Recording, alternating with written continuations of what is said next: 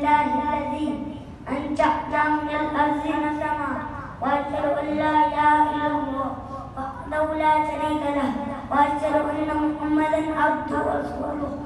أما بعد أيها الأحباب، ما الملأ أحسن أن يبدأ المرء بنفسه حينما يبدأ الإنسان بنفسه فيأمرها بالمعروف وينهاها عن المنكر، وإن ذلك من أسباب السؤال. أيها الأصدقاء، إنما الذي يبدأ بنفسه ولا خير فيه لغيره.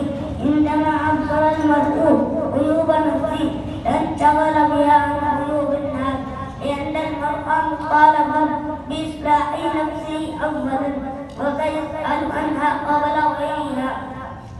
تعالوا يا إخوة نبدأ بأنفسنا حيث نقضي الطريق حقها ونكون أثر الإخلاق مع الآخرين، نصل من قطعنا ونؤتي من حرمنا.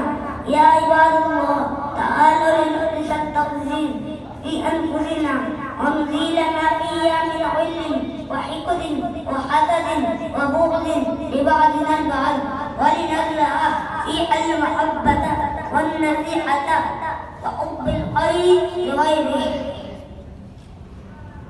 أحبتي في الله، علينا أن نغير كل ما في أنفسنا من نقص وخلل ونرتقي نحو البر والتقوى. أقول قولي هذا، السلام عليكم ورحمة الله وبركاته. بها يسمو وتنتهى